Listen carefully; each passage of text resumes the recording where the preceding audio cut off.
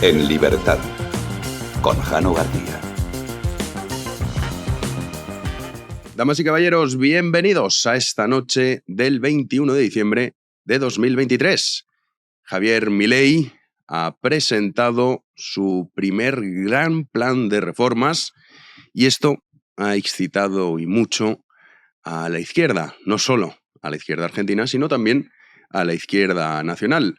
Titulares como el ultraliberal Javier Milei, o más bien también el ultraderechista, que es lo que dicen muchos. Ya explicamos aquí que, en fin, eso no tiene nada que ver con lo que es Javier Milei. Empieza a aplicar y a eliminar derechos al pueblo argentino.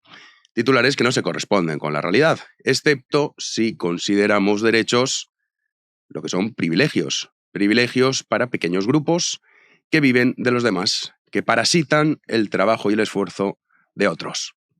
Eso no es un derecho ni tampoco es solidario, sino todo lo contrario, es tremendamente injusto.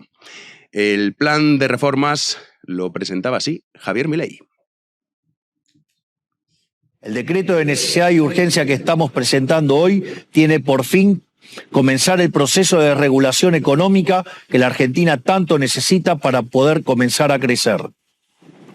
Entre muchas reformas, el decreto incluye derogación de la ley de alquileres, derogación de la ley de abastecimiento, derogación de la ley de góndolas, derogación de la ley del compre nacional, derogación del observatorio de precios del Ministerio de Economía, derogación de la ley de promoción industrial, derogación de la ley de promoción comercial, derogación de la normativa que impide la privatización de las empresas públicas, derogación del régimen de sociedades del Estado, transformación de todas las empresas del Estado en sociedades anónimas, modernización del régimen laboral, reforma del Código Aduanero, derogación de la ley de tierras, modificación de la ley de fuego, derogación de las obligaciones de los ingenios azucareros, liberación del régimen jurídico aplicable al sector vitivinícola, derogación del Sistema Nacional de Comercio Minero y el Banco de Información Minera, autorización para la cesión del paquete accionario total o parcial de Aerolíneas Argentinas, implementación de la política de cielos abiertos, modificación del Código Civil y Comercial, modificación del marco regulación de la medicina prepaga y las obras sociales, eliminación de las restricciones de precios a la industria prepaga,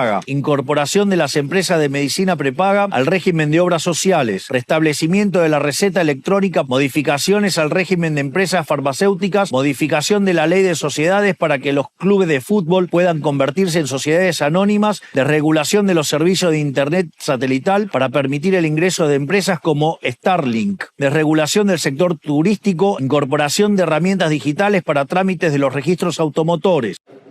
Confío en que nuestros representantes defenderán los intereses de los argentinos y no los de la casta que se han beneficiado durante décadas de este sistema empobrecedor. Si avanzamos en este camino y lo hacemos con decisión y contundencia, estoy seguro que nuestro país volverá a la senda de crecimiento y el progreso que alguna vez supimos transitar. Por lo tanto, quiero darles las gracias, que Dios bendiga a los argentinos y que las fuerzas del cielo nos acompañen. Muchas gracias. Decreto histórico. El vídeo dura mucho más, lo hemos acortado porque en total son 300 leyes y regulaciones que ha eliminado Javier Milei en ese decreto histórico.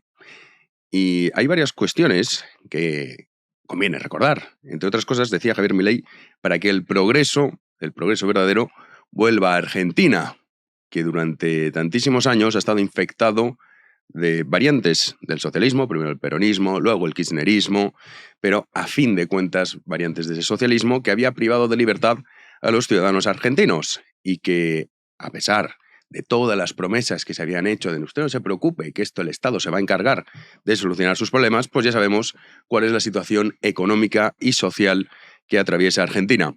Una tarea muy difícil la que tiene por delante Javier Milei, pero que sin duda está dispuesto a hacer los cambios necesarios, cueste lo que cueste.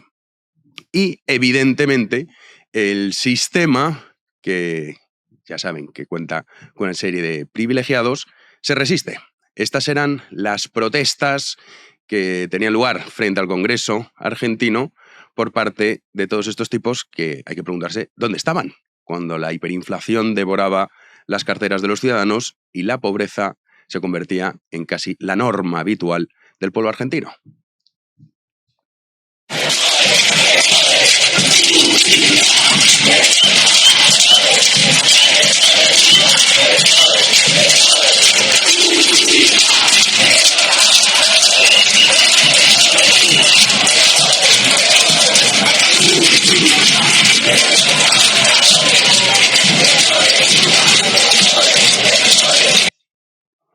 Pues ahí los tenían, a estos tipos que estaban protestando porque, según ellos, pierden los derechos que habían disfrutado, que, como digo, no son derechos, sino privilegios. Pero aquí hay cosas que, por ejemplo, en España, el otro día publicaba el Ministerio de Seguridad Social ya que 2 millones de personas habían recibido el ingreso mínimo vital y lo vendían como un gran logro. Mira, 2 millones de personas se han beneficiado del ingreso mínimo vital. Claro, un país normal dirías, oiga, es que esto es un dato que es espeluznante.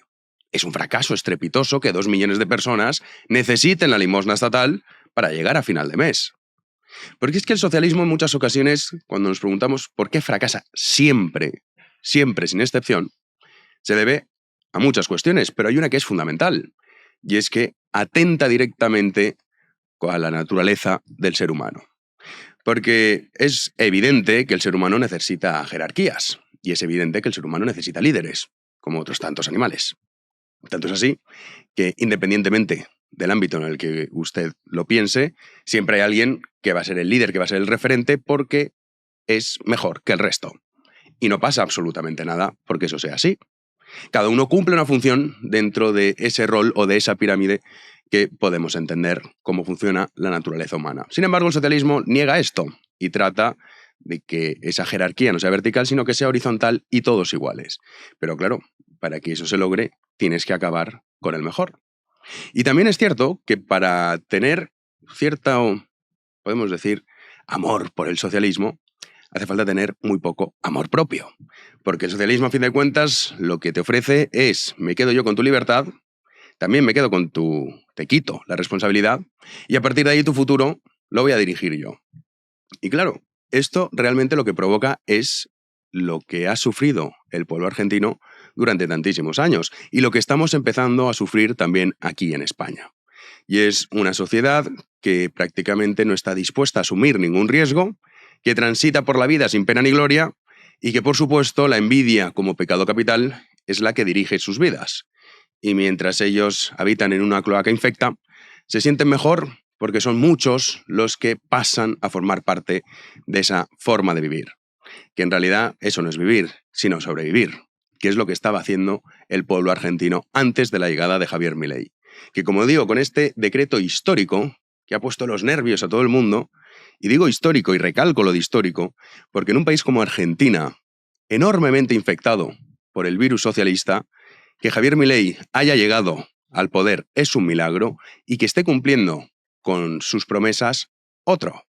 Podría haberse acomodado, como ocurrió con Mauricio Macri, o podría haber dicho vamos a hacer reformas paulatinas, poquito a poco, solo la puntita, y al final el fracaso, de nuevo, habría llamado a la puerta. La realidad es que Javier Milei, si consigue, porque no lo va a tener fácil, las resistencias del régimen peronista, ya lo hemos visto, lleva pocos días en el poder y ya están en la calle, van a ser muchas.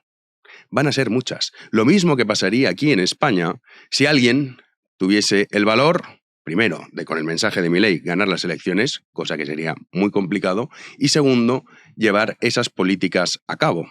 Porque habría muchos que no querrían perder, como es lógico y normal, esos privilegios que ellos han autodenominado como derechos.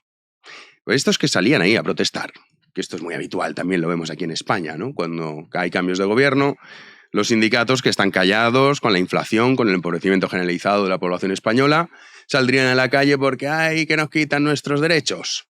Y la realidad es que cuando uno observa quiénes son los que salen, se da cuenta que son los que no quieren trabajar, los que creen que es un derecho que otros, con su esfuerzo y sacrificio, sean esquilmados por impuestos abusivos para ellos recibir una paga mensual. Yo no tengo ningún problema en que alguien no quiera trabajar. Me parece fenomenal. Oye, cada cual que decida lo que quiera.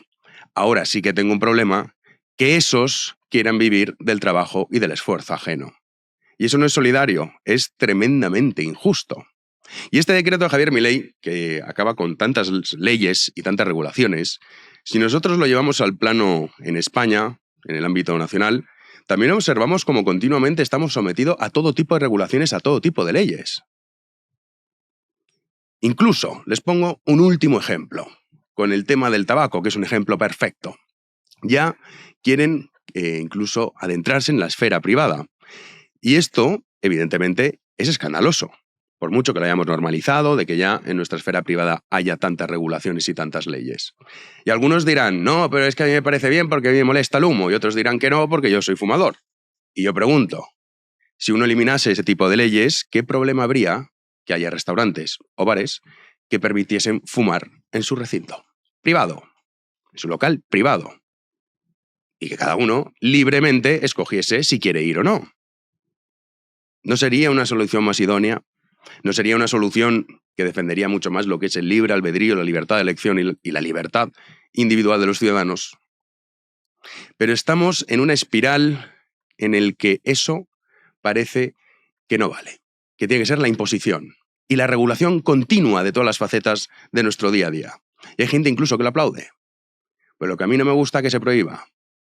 Pero no olviden que el día de mañana lo que a usted le gusta también quedará prohibido. Y este decreto de Javier Milei acaba con muchísimas leyes y regulaciones, no solo en el ámbito privado, sino también en el ámbito económico, que lo que estaba provocando es que ese entusiasmo y esas ganas que pueden tener los válidos por, evidentemente, trabajar a través del esfuerzo y el trabajo y el sacrificio, hacerse ricos, que no pasa nada porque haya gente que quiera hacerse rica, comprendo que habrá muchos que no, eso va a permitir que de nuevo Argentina pueda contar con esos líderes naturales que son los que a fin de cuentas tiran del carro y hacen que un país funcione. Y si ustedes cogen la historia de la humanidad, miles de millones de humanos han pasado por el planeta Tierra. Si hacen la lista de los que realmente han hecho que la humanidad sea mejor, avances de todo tipo, no solo avances tecnológicos, verá que la lista es muy pequeña. Y a esa gente lo que hay que hacer es permitirles que gracias a su valía puedan y creen indirectamente un beneficio al resto de la sociedad. Eso no es lo que hace el socialismo, eso es lo que hace el liberalismo y las políticas que Javier Milei ha comenzado a implementar en Argentina. ¡Comenzamos!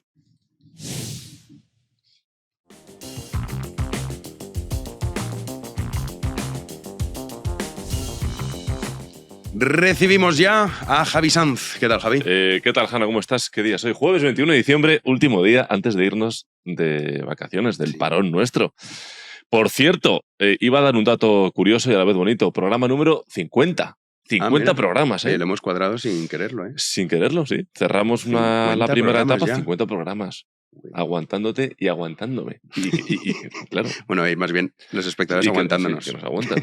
¿Qué 50, ¿eh? Sí, Fíjate, oye, está bien. Un número redondo. Sí, para despedir el año, que lo despedimos con esa reunión Sánchez-Pere-Aragonés y también vamos a repasarlo. No es que tras todas esas concesiones, recordamos Pedro Sánchez al independentismo para su investidura, pues ¿a quién iba a visitar primero el presidente del gobierno de España? Pues obviamente al presidente de la Generalitat, a Pere Aragonés. Y es que el presidente, que por cierto, Jano, no sé si has visto las imágenes, ha vuelto a ser abucheado e insultado por las dos partes. Había un grupo de manifestantes con la bandera de España y otro con la bandera independentista y le han insultado a los dos. Sí, así que, lo he visto. Pan de cada día. Eso sí, Sánchez ha mostrado, digamos, simpatía y también, bueno, pues cordialidad con Aragonés. Han mantenido un encuentro de aproximadamente una hora, arriba y abajo, y tras ello, bueno, rueda de prensa, donde Sánchez ha explicado todas las concesiones al gobierno independentista como un posible, atención, autogobierno y también una ley de plurilingüismo. Además, como ya sabíamos, eso de perdonarles, lo van a escuchar, la deuda, parte de la deuda de Cataluña. La Administración General del Estado, como decía, asumirá un 20% de la deuda viva de la Generalitat de Cataluña, al igual que sucederá con todas las comunidades autónomas que así lo soliciten. Bueno, era algo que ya se sabía y yo creo que es la parte principal, ¿no?, de ese ticket de cambio entre pactar con los independentistas y mantenerse en el gobierno. Es que esto es como cuando, ¿te acuerdas la época de Varoufakis y todo este rollo? Decían, no vamos a pagar la deuda. ¿Cómo que no vas a pagar la deuda? Igual que dicen, perdonamos la deuda. Algunos se creerá que esto ya no lo paga nadie. No, queridos.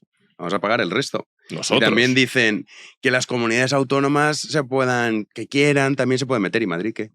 Que no tiene. ¿Qué hacemos? ¿Qué hacemos con eso? Claro, es que esto, claro, muchos lo desconocerán porque es un rollo. Yo comprendo que la gente no llegue a su casa por la noche y se ponga a mirar a ver cuánta deuda hay que se pueda condonar, pero la realidad es esa. Y al final esto lo vamos a pagar, evidentemente, los demás. Claro, o sea, que aquí las deudas no desaparecen. Si entra a Madrid, Jano, ¿qué sería? Esto una locura.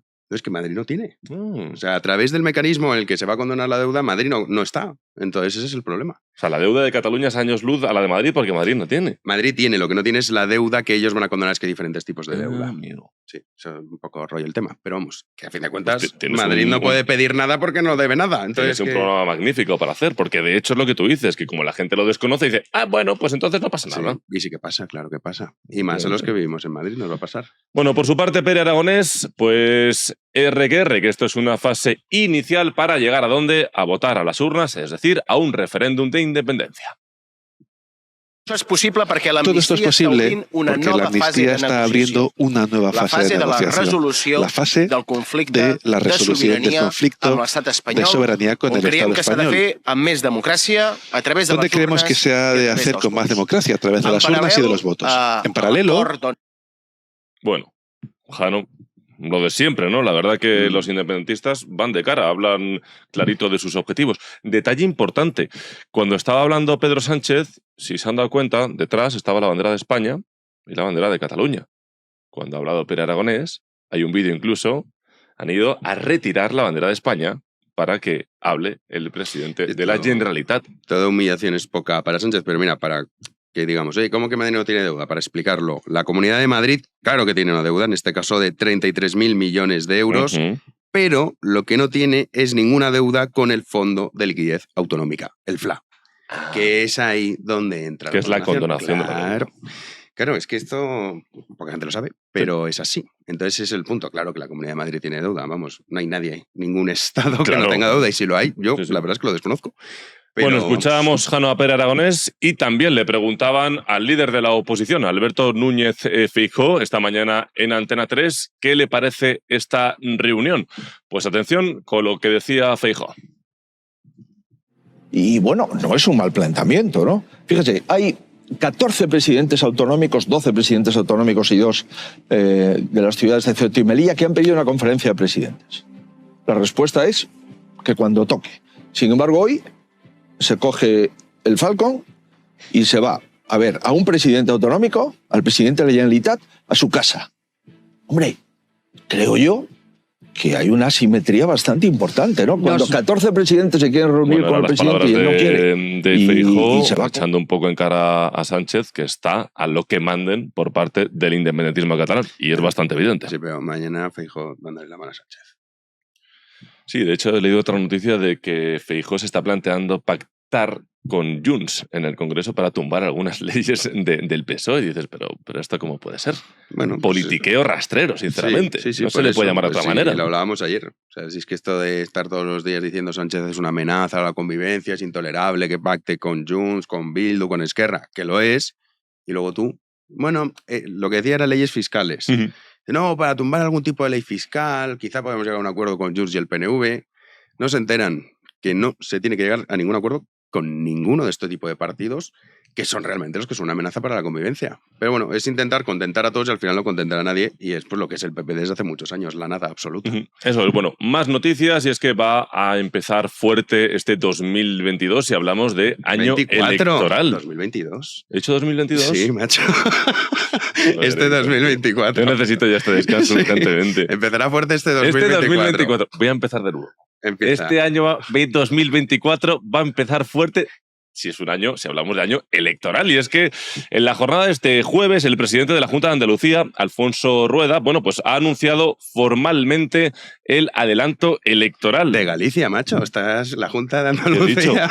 Vamos a empezar de nuevo. No, sigue, no pasa nada. Sigue. No, bueno, he dicho ya que vamos ya a empezar está, de nuevo. Que la gente lo entiende. La Junta de Galicia, continúa. He dicho Junta de Andalucía. No pasa nada, sigue. ¿Has visto, Jano? Si yo necesito un descanso. Que sí, por eso, para que vean que bueno, no pues mientes. déjame que me lío. Bueno, si ya me estoy liando yo solo. Ha anunciado formalmente el adelanto de de la convocatoria de las elecciones gallegas que estaban previstas para el verano de 2024 y que ahora tendrán lugar el domingo 19 de febrero de este año 2024. 2024, ya lo digo bien, Jano. ¿El motivo de este adelanto? Bueno, pues el propio Rueda lo explica.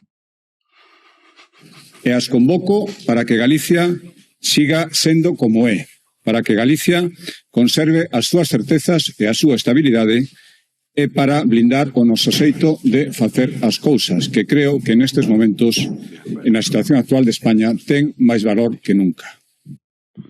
Bueno, lo anunciaba en gallego, como lo pueden escuchar. Es Feijóo. Fíjate, porque estas serán las primeras elecciones en Galicia sin Feijóo de los últimos años. 14 años. 14, joder, sí.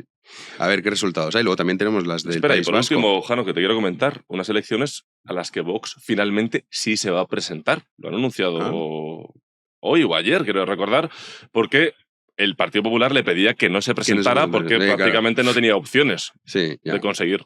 Claro. Es que estos días son sí, por eso. Como si Vox le pide, yo que sé, en ciertas municipios, ciertas localidades que tienen mucho más voto que no, y no te presente el PP. Pues hombre, pues no. Ahora, a priori Vox que obtenga representación muy no difícil, lo va a tener muy fácil. Pero oye, tampoco lo tenía fácil en otros sitios y poco a poco lo ha ido consiguiendo. O sea que a ver qué pasa en las elecciones gallegas. Luego también tenemos las del País Vasco para principios de año 2024. Ojo con esas elecciones. Sí, nos vamos a la República Checa, Sí, Praga. nos ponemos serios. Es que al menos 10 personas han muerto y decenas han resultado heridas, 9 de ellas de gravedad, en un tiroteo en la Facultad de Filosofía de la Universidad de Carolina, en el centro de Praga. Héctor, vamos a ver las imágenes. Según las autoridades, el tirador, que según varias informaciones se llama David Kozak, y que estaba disparando además, Jano, con un arma larga con mira telescópica. O sea, le ves prácticamente, no sé si era un francotirador, una M4A1, pero era un fusil de grandes dimensiones. Bueno, ha sido abatido. Estas son las imágenes. Fíjate, esto es el centro de Praga, total. Estuve hace un par de años y la verdad que las imágenes dan bastante miedo. Ante la gravedad de los hechos, desde la propia universidad, bueno, emitían incluso un correo en el momento del tiroteo en el que pedían atención, abro comillas, no vayan a ninguna parte. Si están en las oficinas, ciérrenlas y coloquen muebles delante de la puerta. Apaguen todas las luces. Eso sí, por ahora, a esta hora de la tarde, a la hora que estamos grabando este programa, bueno, pues de momento no se conoce la motivación del ataque. Hay imágenes terribles en las redes sociales, incluso de alumnos en los tejados del edificio, intentando escapar del tirador. La verdad que es tremendo que esto siga pasando en la Unión Europea. Bueno, loco siempre va a haber. Sí, tampoco. Pero es lo que le decía antes a Iván, que estás andando tranquilamente por Praga de turismo y te toca y te toca. Así es la vida. Así es la vida. Sí. Poco se puede hacer contra un loco. A lo largo de la tertulia voy a chequear igualmente nuevas informaciones. A ver cuáles son los motivos que han llevado a esto, pero bueno, todo apunta a que es un perturbado, ¿no? Todo apunta a que es un perturbado, pero veremos la motivación. Nos vamos a... Rara vez hablamos de fútbol, pero lo de la Superliga hoy ha sido una notición. Efectivamente, terremoto brutal en el mundo del fútbol debido a que el Tribunal de Justicia Europeo ha dado luz verde a la creación de esa Superliga, al considerar que la UEFA y la FIFA abusaron de posición dominante, repito, posición dominante en su actuación contra la creación de esta nueva competición. Tras ello, obviamente, pues las reacciones no han cesado. Uno de los primeros en posicionarse ha sido el presidente del Real Madrid, Florentino Pérez, que sin duda es uno de los grandes defensores de esta Superliga. Estas serán las palabras de Florentino. Desde hoy, el presente y el futuro del fútbol europeo está por fin en manos de los clubes, de los jugadores y de sus aficionados. Nuestro destino nos pertenece y tenemos ante nosotros una gran responsabilidad. Este día marcará un antes y un después. Es un gran día para la historia del fútbol y para la historia del deporte. Un antes y un después, decía Florentino, unas declaraciones que apoyaba minutos después Isabel Díaz Ayuso, pero que han sido claramente criticadas por Javier Tebas, el presidente de la Liga, y otros clubes y ligas internacionales como la Premier y la Liga Italiana, la Serie A. Así que veremos qué pasa con esta Superliga, pero a priori puertas abiertas para que se desarrolle. Es lógico que Tebas, la UEFA, la FIFA, todos estén en contra porque claro, tienen el chiringuito montado de forma estupenda, pero la realidad es que el fútbol cada vez tiene menos interés y esto son datos una realidad. Que es indiscutible y también que cada vez es más caro. Yo me acuerdo cuando cogí el paquete de X, no vamos a hacer publicidad. Una televisión de pago. Sí, y dije, oye, pero ¿y la Champions está? Y me dijeron el precio y dije, da igual. O sea, a lo mejor vas a ver, yo qué sé, un partido, dos. Estamos hablando de más de 100 euros al mes. Es una auténtica barbaridad. Yo también me di de baja hace poco. Es que yo lo tenía y me di de baja. Sí, y te das de baja, pero también el fútbol ha perdido interés. No sé, es que es evidente que hay que, bueno, hacer algún tipo de cambio. Y luego aquí la lucha, claro, hay clubes que les beneficia, clubes que no. Y también está el tema económico. Sí, es claro. que esa es otra. O sea, es que estamos en un momento en el que estos clubes Estado... De hecho, yo es que ya no veo fútbol. Yo los partidos importantes sí que me gusta verlo. Y alguna vez voy al Bernabéu, pero... Pero quedas a ver fútbol, pero en tu casa no ves, porque no tienes. No, en mi casa no. Bueno, a ver, en alguna página piratilla de esta de vez en cuando, pero vamos. No, te soy sincero, si no te lo diría. Pero no lo veo ahí. Pero cuando hay algún partido importante, pues sí que quedas con tus amigos, pero rara vez. Sí, yo he perdido también interés con el fútbol desde que se fue el tío Mou. Pues veremos, Superliga, a ver si nos motiva de nuevo a volver al mundo del fútbol. A ver qué pasa. Bueno, primero a ver qué pasa, porque aquí he estado leyendo que hay como un lío, unos que yo dicen he resumido que sí. esto en 2 párrafos, pero ni te puedes llegar a imaginar la cantidad de información que hay aquí, ¿sabes? Así que nada, ahora cada uno querrá, pues como es lógico y normal, su trozo del luchar, pastel. Claro, como los kirchneristas quieren... Se aferran, como la UEFA, la FIFA, Tebas, a sus privilegios. Ya te he escuchado la editorial, ¿eh? Es que es así. Así que nada, pero yo, ¿qué quieres que te diga? La Superliga me parece una bonita. Por cierto, hemos hecho un post magnífico de las medidas de Milei en nuestra cuenta de Instagram, así que nada, yo lo recuerdo porque hay que cuidarnos. Un post magnífico. Lo he dicho bien ahora, ¿no? Sí, está muy chulo el post. Oye, está magnífico. Sí, está muy chulo que estar ahí. Entren y la portada es algo maravilloso. Sí, la verdad es que sí, con nuestro querido actor que está ahí a los mandos. Ahí lo pueden consultar, nos pueden seguir en Instagram. Bueno. Y luego, oye, se me olvida siempre, nos pueden escuchar en iVoox, que hay mucha gente que nos dice, oye, ya no estáis en Spotify. No, ya no estamos en Spotify desde hace varias semanas, estamos en iVoox, o sea, que nos pueden ver en YouTube y escuchar en iVoox. Y nosotros nos vamos a la tertulia, que además tenemos... Ojo. Mesa muy interesante. Hay cositas. Y una novedad también, fichaje. Vamos para allá. Arrancamos la tertulia y como les decía, tenemos fichaje de invierno. Don Ricardo Ruiz de la Serna, ¿qué tal? Encantado de estar aquí, muchísimas gracias por la invitación. Y nuestro queridísimo Miguel Ángel Quintana Paz, ¿cómo estás? Yo bien, muy bien, muy bien. Y para homenajear a este noviembre nacional, que ya es diciembre nacional y que dentro de poco será Nochevieja nacional en Ferraz, pues tenemos aquí el rosario que trajiste, sí, lo comentamos ayer. Que... Sí. Oye, ¿tú vas a ir? ¿Es verdad que van a hacer las uvas en Nochevieja en Ferraz? Yo por desgracia no puedo ir porque estaré en Salamanca, pero acompañaré sentimentalmente. Sentimentalmente. Y ahora vamos a saludar a Nacho Bongiovanni, pero antes de saludar a Nacho, Javi, última hora del atentado de Praga. Sí, bueno, de momento no han calificado nada, es un ataque. Ataque más bien, sí. Decía yo en las noticias 11 muertos, ya ha ascendido a la cifra a 15 personas que han sido asesinadas en las calles de Praga. De momento también 24 heridos, 9 de ellos de gravedad. Las cifras siguen aumentando, también importante. El autor del ataque es un estudiante, además de la facultad, y a su padre se lo han encontrado también muerto en la localidad donde él residía.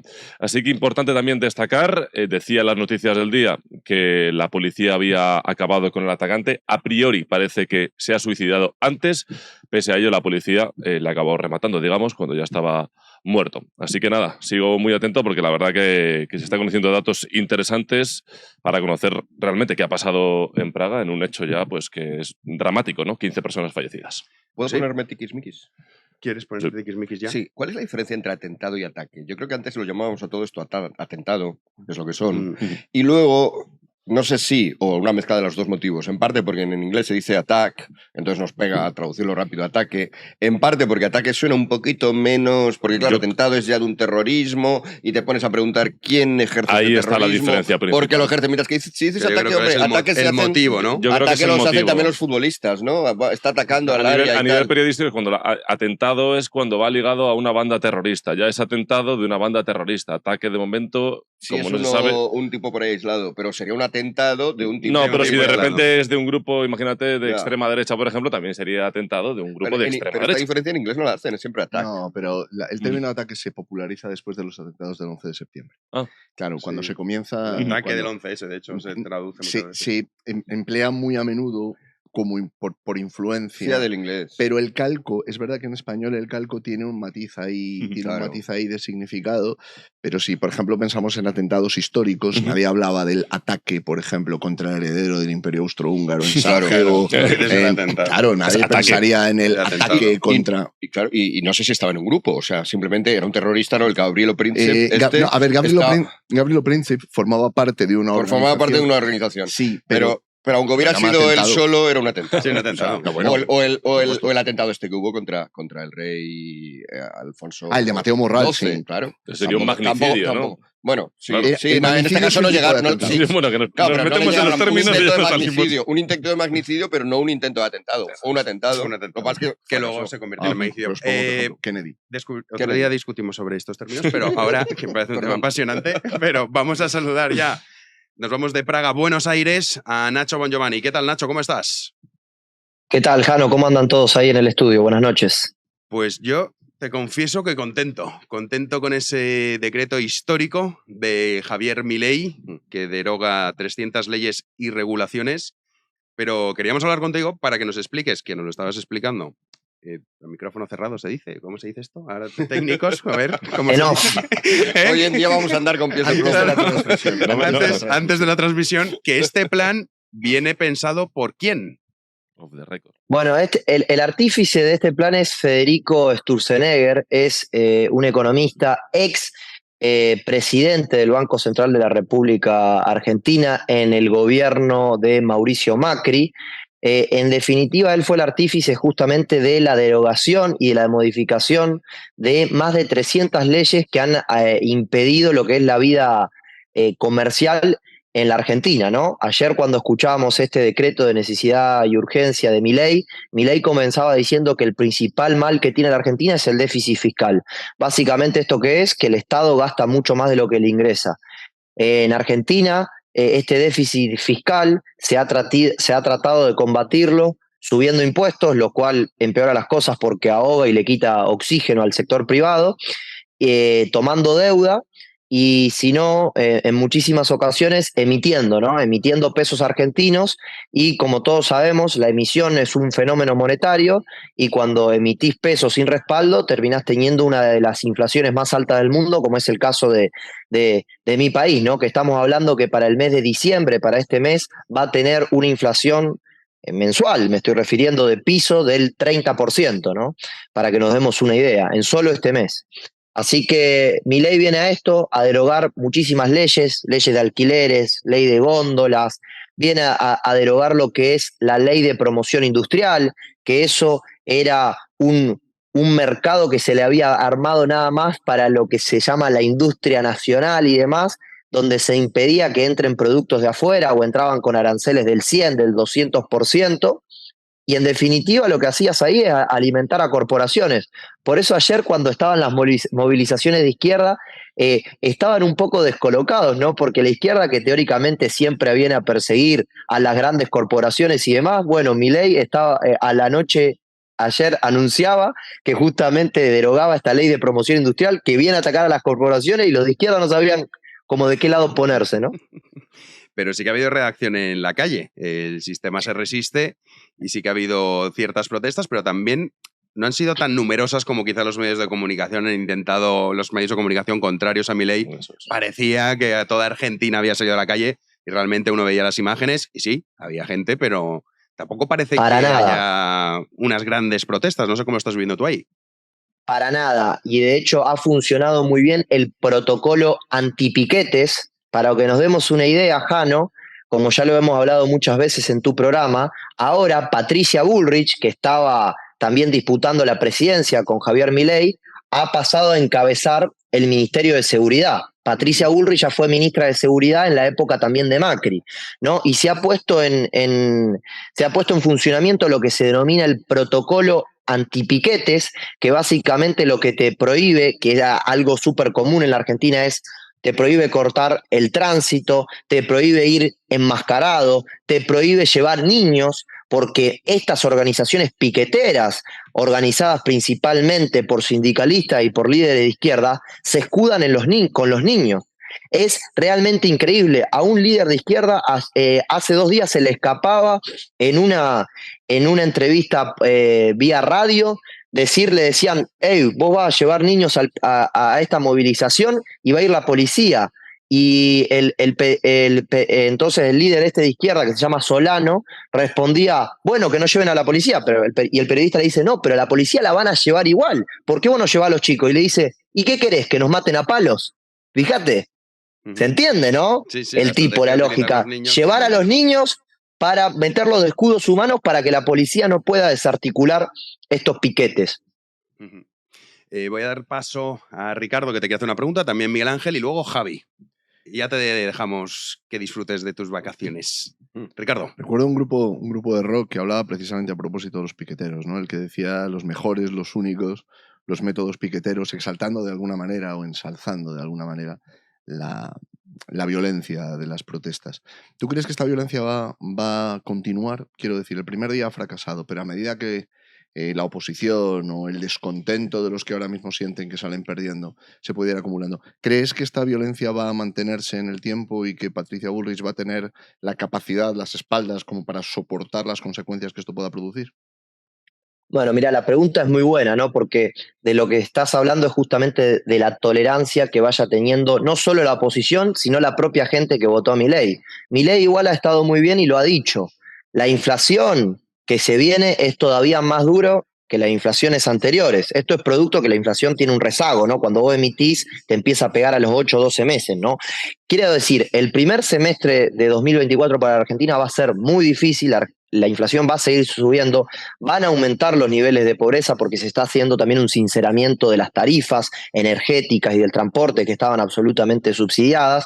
Por tanto, el descontento de una parte no menor de la sociedad va a seguir incrementando, pero es muy bueno que Milei haya hecho esto del decreto en el día de ayer, porque Milei siempre se habla aquí en Argentina que los presidentes tienen 100 días de gracia, ¿no? Para poder hacer sus medidas y que la gente le tiene cierta tolerancia. Lamentablemente la situación de Argentina en cuanto a lo económico y lo social es tan delicada que yo creo que Milei va a tener menos de 100 días de gracia y por eso está muy bien que las acciones, que las decisiones más duras se tomen ahora, porque la gente va a comprender que estas decisiones y que este actuar se está haciendo por culpa del gobierno anterior, y no si lo empezás a hacer luego de 2 años de gobierno, que ya ahí el problema pasa a ser tuyo, ¿no? Sí, yo justo mi pregunta iba un poco en esta línea. Dado que Milei ha contado que iba a pasar esto, no es el típico político que oculta o incluso que endulza, ¿no? Lo ha dicho, y ha dicho de una manera clara algo negativo, como esto mismo que acabas de decir, que los primeros meses, esto no es nada habitual. ¿Cuál es el argumento realmente, dado esto, que pueden tener quienes se oponen? Es decir, se están oponiendo a una medida que la mayoría de la gente ha votado hace 4 días en Argentina, quiero decir, por salvar las distancias. Aquí en España, que también hay enfrentamientos contra el gobierno, los hay justo porque está haciendo lo contrario de lo que había dicho, pero en Argentina está haciendo justo lo que había dicho. ¿Qué argumento pueden tener en ese caso? Bueno, a ver, los argumentos son muy débiles, ¿no? Ellos dicen que todas estas medidas van en contra de la clase trabajadora, pero en realidad lo que se están oponiendo a estas medidas no es la clase trabajadora, son los líderes piqueteros y sus secuaces, son también líderes sindicales que justamente no quieren perder toda la estafa que tienen en cuanto al sindicalismo. El sindicalismo en Argentina es el peor enemigo, te puedo asegurar que el sindicalismo en Argentina es el peor enemigo de los trabajadores, y también acá lo que hay que tener en cuenta son las mafias empresarias. En Argentina hay mafias empresarias, hay lo que llamamos empresaurios, es decir, no son empresarios, son empresaurios, es decir, tipos que transan con el Estado para hacer negocios, que el Estado le dice, listo, te cierro las importaciones para que vos no tengas que competir con nadie y vendas tu producto al precio que quieras y de la calidad que vos quieras. Te doy 2 ejemplos. En Argentina, la ropa, la parte textil, pagamos el doble que en España. Por ejemplo, por esta camiseta pagamos el doble que en España. Y de los teléfonos celulares, los móviles, como le llaman allí, también pagamos en el doble que en el resto del mundo. ¿Por qué? Porque dicen que hay que proteger la industria nacional, entonces ellos importan, por ejemplo, las partes de los teléfonos, lo ensamblan en el sur de Argentina, en Tierra del Fuego, y después dicen que el producto es nacional y te lo venden al doble. Entonces tenés a una mafia sindical, a una mafia empresaria, a una mafia piquetera y también a una mafia política que sabe que están corriendo mucho riesgo sus privilegios y que Milei viene a acabar con eso. Nacho, ¿qué tal? Has hablado de mafias, creo que te ha faltado por mencionar una, ¿no? Que es la mediática, la de los medios de comunicación. Justamente te quería preguntar eso porque sí que es verdad que en redes sociales muchos periodistas están denunciando una especie de represión, incluso a los profesionales de la información, obviamente de medios contrarios a Milei a nivel nacional y también internacional, ¿no? ¿Qué te parecía a ti esto? ¿Realmente hay esa represión o es un movimiento de esa mafia mediática para desprestigiar un poco estos primeros días del gobierno de Javier Milei? A mí lo que me parece es que cuando empiezan a hablar de represión y todo esto, yo lo único que sé es que cuando los golpes vienen por derecha es represión y cuando los golpes vienen por izquierda es revolución. Eso es lo que me queda en claro, que hay una doble vara constante entre la derecha y la izquierda. Ahora, un gobierno que acaba de ser electo con el 56% de los votos, es el gobierno más votado de la historia, y que ponen en acción algo que dijeron: no vamos a dejar que los piqueteros se sigan adueñando de la calle e impidan a los trabajadores de ir a cumplir con sus tareas. Desarticulan esto, que además no hubo violencia, porque por suerte no es que ha habido heridos, y menos mal que no hay muertos, y nadie quiere que haya eso. Ya empiezan a hablar de represión. Ahora, cuando hay alguna revuelta, cuando el que está gobernando es el peronismo o el kirchnerismo, ahí los palos que se dan es en favor de la revolución, en favor de la justicia social y todo eso. Me parece que hay una doble vara muy grande y que, ¿sabes qué, Javier, Jano y todo el equipo? Creo que la sociedad argentina, si Dios quiere, ha entendido que aquí lo que es importante es cambiar un sufrimiento inútil por un sacrificio útil. El sacrificio útil es poner las cuentas del Estado en orden. 2 más 2 es 4. Los números no son ni de izquierda ni de derecha. Son números. Argentina no puede gastar sistemáticamente más de lo que le ingresa, porque si no, eso lo financiamos con emisión monetaria y tenemos una de las inflaciones más altas del mundo. Y eso Milei lo viene marcando no desde que se metió en política, sino desde hace muchísimos años, cuando era panelista en la televisión y demás. Así que me parece que lo que está pasando en Argentina es muy esperanzador y que ojalá que sirva de trampolín y de impulso para que otros países de Latinoamérica, y por qué no España, que también creo que lo está necesitando bastante, se contagien de este fenómeno que justamente viene a decir: dejen al sector privado que haga las cosas, el sector privado sabe cómo manejarse, y que el Estado nos saque el pie de la cabeza. Ricardo, quería hacerte una última pregunta y ya sí, cerramos. Porque venía un poco al socaire, ¿no?, de esto que estaba sacando Nacho. Me preguntaba si estamos al final de una época, o sea, si estamos entrando en un periodo nuevo. Estaba pensando, ahora que se hablaba de la represión, en todo el relato, desde la caída de Perón, la Operación Masacre, el famosísimo libro de Walsh, después el relato construido en torno a la resistencia frente a los distintos gobiernos. Este relato de la resistencia del pueblo frente a los opresores, la injerencia extranjera, etc., definitivamente se ha desmoronado en Argentina. Ha perdido su capacidad de movilizar, de generar confianza, adhesión. ¿Ha terminado este periodo? A ver, yo al kirchnerismo / peronismo nunca lo daría por muerto, porque ya ha pasado en otras épocas de darlo por muerto y volvieron al poder. Ahora, la realidad económica y social es tan dura, es tan cruel, que dato mata relato. El dato es la economía, es lo que antes decía. 2 más 2 es 4, es sentido común.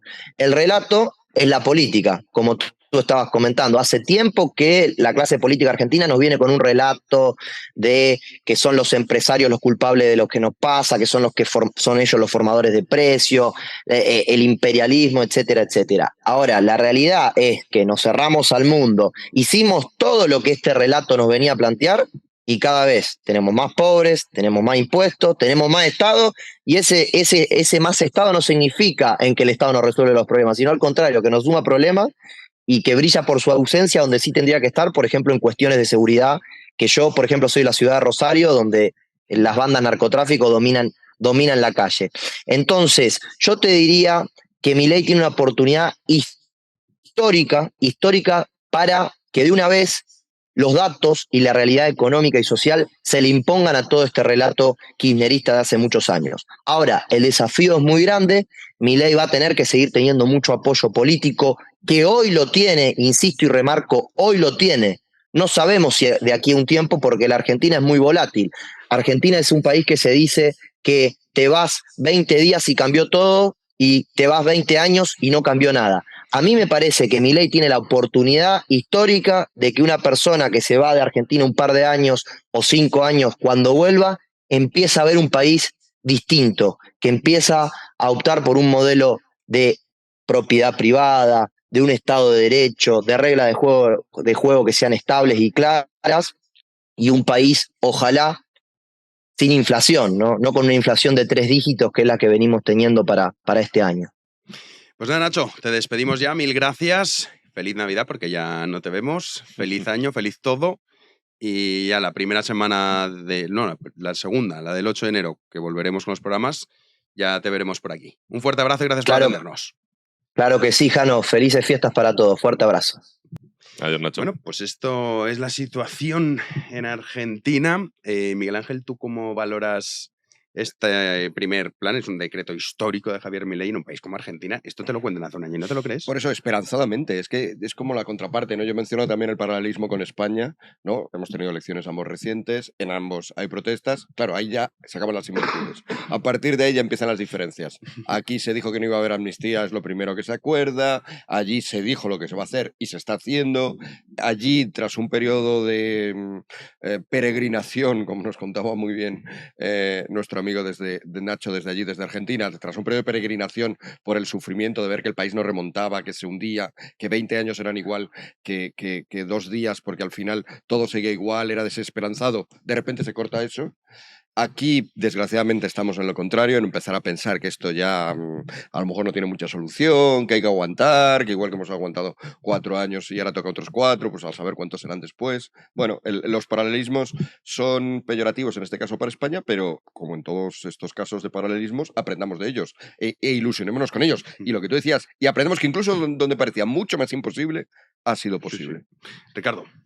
Yo lo veo con una perspectiva no contraria, pero quizás sí algo diferente, porque yo lo veo en la clave de la guerra cultural, de la lucha cultural, ¿no? Es decir, al final toda economía, al igual que toda política, tiene detrás un modelo antropológico. Y desde la Guerra Fría, porque en realidad la revolución, la llamada revolución libertadora, que después del libro de Walsh que mencionaba antes la pasan a llamar la revolución fusiladora, empieza una guerra cultural en la cual se da el relato del pueblo contra la oligarquía. Contra las oligarquías, porque a veces se usaba en plural, queriendo decir la oligarquía del campo, el modelo de una minoría de familias que controlan el país. Y esto es lo que empieza a resquebrajarse y tenemos que ver si termina de desmoronarse o no. Lo que ocurre es que recientemente en la Argentina ha empezado a haber signos de que este relato político que suscitaba adhesiones y al que ha habido, creo que no exagero si puedo decir que 20 años o 25 años de industria cultural dedicada a esto, este relato, digo, empieza a tambalearse en relación con la memoria, en el sentido de decir, hombre, hay que diferenciar lo que es un justo homenaje o un justo recuerdo de lo que es la utilización política de la memoria para conseguir fines en el presente, ¿no? Creo que hay otra variable, que es la injerencia extranjera que se produjo en Argentina durante aquellos años.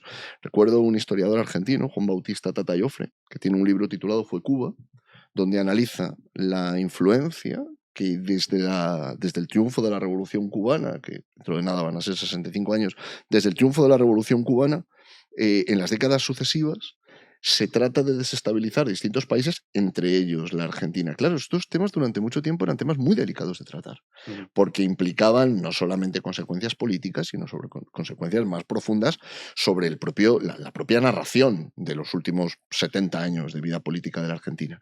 Lo que yo me pregunto es si el tiempo de Milei va a implicar también una transformación en este sentido, o si en realidad va a ser una cuestión más centrada en la economía, pero dejando a salvo los otros elementos de este relato político. Claro, es que, a ver, es imposible cambiar de pe a pa absolutamente un país, ¿no? Entonces, yo creo que el teórico intelectual habilidoso y el político habilidoso, y ambas capacidades, yo creo que podríamos atribuírselas a Milei, ¿no?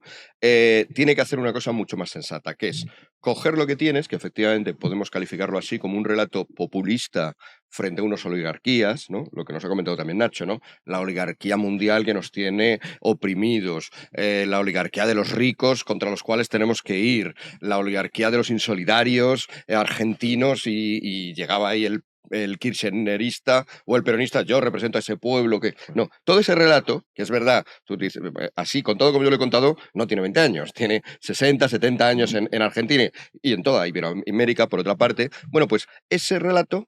Yo creo que Milei muy hábilmente no lo ha desmontado completamente, sino que simplemente ha cambiado hábilmente los protagonistas para aproximarlo más a la realidad. Es decir, y os estabais riendo cuando yo contaba el relato, porque efectivamente el relato es muy mentiroso, el de antes. Es decir, la oligarquía, esos ricos presuntos, nos lo ha dicho también Nacho, es que están aliados con el gobierno. Por lo tanto, el gobierno, los gobiernos peronistas, el peronismo también es parte de esa oligarquía. Los políticos son parte de los que se benefician de esto mediante acuerdos mutuos, lo cual inevitablemente deriva en corrupción, que es lo que también ha habido, lo cual también deriva en que la economía funcione fatal porque los intereses que se atienden son solo los de cierta élite, que es también lo que ha pasado en Argentina. Es decir, todo este relato antiguo simplemente reubicas a los personajes y dices, sí, es verdad, hay una oligarquía que está fastidiando al pueblo, que está fastidiando a los de la periferia de Buenos Aires, ¿no? A los de y esos se han dado cuenta de que esto era así y han votado a Milei pensando que votan realmente a un dirigente que va a defender al pueblo. Es decir, en términos estrictos, cuando le dicen Milei populista, sí, a mucha honra. O sea, pero porque es un populismo real, que sí que va a defender al verdadero pueblo, que es el que estaba sufriendo y el que está sufriendo todavía, por desgracia, la debacle económica de Argentina, frente a las verdaderas oligarquías, que son las que se estaban aprovechando. Vamos a cambiar de tercio, que esto está relacionado, ahora que podemos hablar de las élites españolas y de la mafia empresarial que decía Nacho, que aquí en España... A por todas. Tenemos, comentábamos, Pere Aragonés con Sánchez y esa quita de la bandera, Javi. Efectivamente, ha sido uno de los detalles, sin duda, de ese encuentro entre el presidente del gobierno, Pedro Sánchez, y el presidente de la Generalitat, Pere Aragonés. Fíjense, porque el detalle es muy interesante. Vamos a verlo. Aquí acaba de hablar Pedro Sánchez y, como pueden ver todos, la bandera de España y la de Cataluña.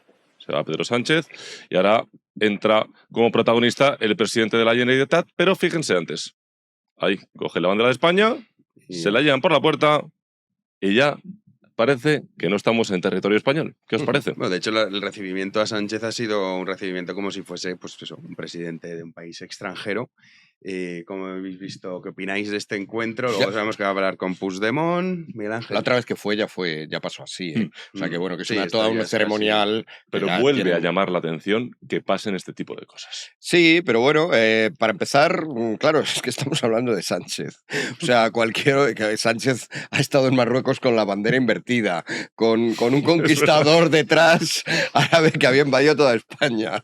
No sé si era Almanzor ya o quién era, o Tariq, el que fuera. Entonces, claro, lo normal, en un país normal, que ya hemos dicho que este adjetivo pues cada vez nos pega menos a nosotros, es que se cumpliera la ley de banderas. Y la ley de banderas, incluso la Constitución, dice que todas estas banderas van acompañadas de la bandera española. No debería ir, es que ni siquiera, no ya cuando va Sánchez, sino ninguna vez que estuviera el presidente de la Generalitat junto a la bandera de la Generalitat, salvo si es en su casa, en privado, que están ahí montando el Belén, el pesebre, como dicen allí, y entonces allí pues que ponga la bandera que quiera, como si quiere poner la de Tumbuctú. Pero en todo lo ceremonial, la bandera de Cataluña tiene que estar junto a la bandera española. Y por eso quiero romper también una lanza por la nueva asociación en defensa de los símbolos españoles que se ha fundado.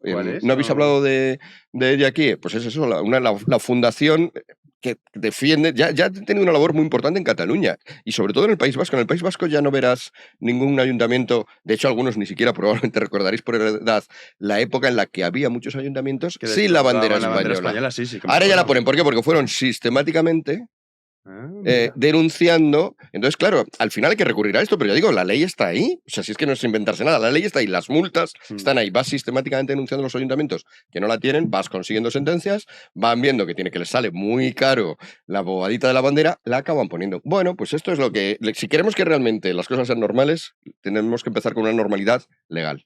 Ricardo. Yo me acordaba Claro, es que ahora has hablado de Sánchez, has hablado de Pere Aragonés, has hablado de personajes bastante siniestros y yo ahora iba a hablar de Pascal. Entonces, claro, que Pascal me perdone.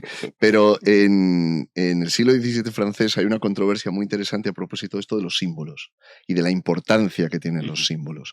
Cuando se plantea, hay en uno de los círculos más próximos al jansenismo y tal, se plantea la cuestión del teatro, ¿no? Y si es legítimo o no es legítimo el teatro, si el teatro contribuye o no contribuye a manipular a las personas, que puede terminar llevando a la perdición de su alma.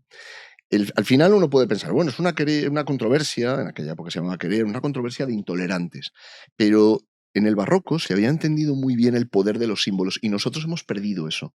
Nosotros hemos perdido la cultura de entender lo que importa una bandera o lo que importan unos determinados colores. O mira, si vamos a esto, lo que importa un símbolo como la cruz o una práctica de piedad pública como puede ser el rosario. Esto, en otro tiempo de nuestra civilización, de nuestra cultura, esto era evidente. El siglo XVII, ya digo, una de las grandes controversias del siglo XVII francés es precisamente qué ha de hacerse con el teatro, la llamada querella del teatro. Gabriel Albiac tiene publicado un libro precioso sobre la querella del teatro con la traducción de estos textos. Nosotros, en cambio, esto lo asociamos más a una cuestión menor. O sea, da la impresión de que si uno denuncia, como hacía Fernando, lo de las banderas, pues es que te pones quisquilloso, eres un intolerante, y lo menor que te puede pasar es que te arrojan el boomerang de fascista. Pero si lo pensamos en términos más profundos, es que lo de los símbolos debería ser una cuestión central en la conversación social en España y en la discusión política. Cuidado, con un matiz. Yo no creo que se esté perdiendo la conciencia de los símbolos, se está perdiendo la conciencia de algunos símbolos. Estoy de acuerdo, totalmente. Esto es muy parecido a lo de vamos a quitar lo del delito de enaltecimiento del terrorismo porque ya dan igual estas cosas, pero luego delito de odio, que es lo mismo cuando va hacia otros, o injurias a la corona sí, pero injurias a este que es de esta minoría ya no. O sea, simplemente se cambian unos por otros. Y hay cosas que permanecen. Por ejemplo, siempre que se habla de esto, sale el típico listillo que, bueno, pero si es que las banderas son solo un trapo, ¿no? Porque ha descubierto que están hechas de material textil y nos lo quiere comunicar a todos como un gran descubrimiento, ¿no? Fíjate, pero si es un trapo, sí. Ay, pues mira, sí. Bueno, a todos los que vienen con esta tontería, claro, habría que decirles ya, y ese billete que tienes ahí de 100 euros es un papel, o sea, que dámelo, ¿qué más? Otra que te lo rompo. Es un papel, no te pongas así. Es más, te voy a decir imbécil y te lo voy a enseñar en un papel, no es más que un escrito porque te molesta, ¿eh? O voy a decírtelo porque te molesta, son unas ondas por el aire. Las ondas no molestan, ¿no? Déjame... O sea, es mucha tontería lo que hay al final. Pero déjame que retuerza un poco, insistiendo en lo que tú dices. Sí. Es que hay algunos símbolos que se imponen. O sea, esto que dices, Fernando, es totalmente cierto. Hemos visto la creación, la artificial, quiero decir, no producto de la tradición, sino producto de la voluntad política, la creación de símbolos que se han terminado imponiendo desde las industrias culturales y desde las instancias políticas, buscando una aceptación que no venía de la tradición, que no venía, digamos, por utilizar una expresión quizá un poco añeja, ¿no? Que no venía de los veneros del pueblo, que decía Miguel Hernández, sino que venían de las industrias y de las élites culturales que dicen, no, y ahora vamos a crear aquí un símbolo y vamos a poner un determinado color o vamos a utilizar una determinada forma para crear esto.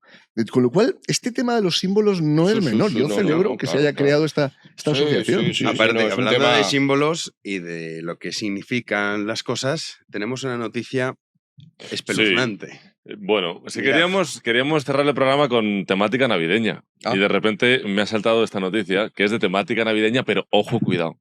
Sí, si te ha puesto esa cara Quintana, pues prepárate. Temática navideña. Atención, el portal de Belén que van a hacer... El último día aquí antes de Navidad. El portal de Belén que van a hacer en Vilabenut, en Gerona. El pesebre viviente tendrá 2 vírgenes, omiten a San José, y el niño Jesús será la hija, pues, de las 2 mujeres. ¿Qué te parece? Ojo. Ya, de momento que sean vírgenes ya me parece un logro, ¿no? Porque en este proceso de degradación ya podríamos llegar a que, pero bueno, por quedarnos de nuevo intentando ver la parte positiva. Sí, yo lo estaba viendo según venía para acá, o sea que no me has pillado tan... Vale. Venías curado de espanto. No, venía ya un poco curado. Es verdad que no me ha dado tiempo a ver, por ejemplo, es donde se celebra, es una cosa que celebra el ayuntamiento, es una cosa que celebra una parroquia, es una cosa que celebra una asociación de belenistas. Yo creo que será más bien el ayuntamiento. El ayuntamiento, seguramente. Y en Valencia estaba el rollo este de las reinas magas. Correcto. Mira, es verdad. Cosa repugnante, que de los símbolos importan y mucho, porque claro, sobre todo los niños pequeños. Los niños pequeños, uno cuando iba a la cabalgata, pues los reyes, ¿no? Melchor, Gaspar, Baltasar. También hay que decir que ahora eran reinas magas. Es como, oye, También hay que decir que los niños, por suerte, son un foco de resistencia constante. Es decir, vienen ya de alguna manera, no es por ponerse muy junguiano, ¿no? Pero vienen ya con unos arquetipos en los cuales cuando ven a estos experimentadores sociales, estas industrias culturales que tú decías, ¿no? Estos ingenieros de la mentalidad, pues el niño es el primero que dice, ¿pero qué me hace este? ¿Qué es esto, no? ¿Qué me está soltando, no? Porque los arquetipos son los arquetipos y tienen un sentido, y luego desde los arquetipos todos somos creativos, pero desde ciertos arquetipos. Más allá de todo esto, evidentemente, los belenes, no sé, ya digo, es que lo siguiente que será, en vez de 2 vírgenes, 2 vacas, ¿no? O sea, por ser animalistas, o 2, o sea, es decir, la capacidad, la imaginación la tienen ellos, pero la tenemos nosotros, la imaginación la tiene todo el mundo. Lo que pasa es que hay un respeto, un conocimiento de la importancia de los símbolos, un respeto de la importancia de los orígenes, un respeto de lo que nos da sentido a la vida, y otros que simplemente pues, se dedican a intentar crear nuevos sentidos sin mucho éxito. Lo que pasa es que ahí también tenemos que aprender a ver un poco las cosas con una mirada histórica, ¿no? Mira, la tradición del Belén, que se remonta nada menos que a la Edad Media, ¿no? A San Francisco de Asís, aunque había algunas formas devocionales anteriores y se ha integrado en nuestra civilización, y cualquier museo, cualquier pinacoteca grande, el Museo del Prado, sin ir más lejos, está lleno de estas representaciones, de la adoración, de la Epifanía, etc. Y la Iglesia y la tradición cristiana ha sobrevivido a Napoleón, a las invasiones, mejor dicho, a los totalitarismos del siglo XIX. En algunos lugares de Europa, a guerras civiles terribles. En el caso particular de España, nada menos que a la persecución religiosa durante la Segunda República Española, que no fue cosa pequeña.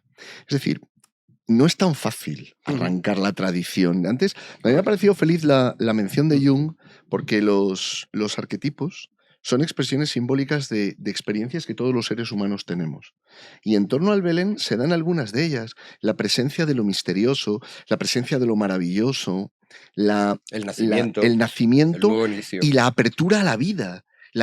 Al margen, insisto, de la fe que cada uno pueda tener, que en el caso de las personas que somos religiosas tiene un sentido mucho más profundo. Aprovecho para hacer una precisión. Estos días yo quizás no utilizaré unas palabras tan duras como Miguel Ángel, pero se escuchan muchas cosas imprecisas, que la Navidad no es el tiempo más importante de la vida del cristiano, que el momento más importante de la vida de un cristiano es la resurrección. La resurrección, no la Navidad. La Navidad es muy bonita, nos encanta la Navidad, la muerte con la Navidad, pero no es la resurrección. Yo eso lo he oído incluso en una homilía. Sí, estas cosas a veces conviene recordarlas, pero por rematar. Hay que tener también confianza en lo que en la tradición de la Iglesia se llama el sensus fidei, ¿no? El sentido de la fe, y podríamos llamar más en general la tradición o el sentido común.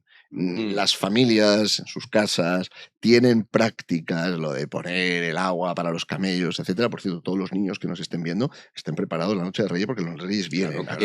Vamos encima a empezar a decir cosas en extrañas. Tu casa es agua, en la mía es coñac. En la tuya ponen coñac. No, en la mía no. Es que ya llega al final, a Salamanca ya llega cuando se están derretirando. Claro, es que Salamanca ya es por darles un alegrón. Llegan de haber atravesado la estepa castellana. Llegan más tarde, es verdad. Nosotros despedimos y me quedo con eso que comentabais. Sobre todo las familias, el papel fundamental, que en realidad es el último reducto de libertad que tenemos.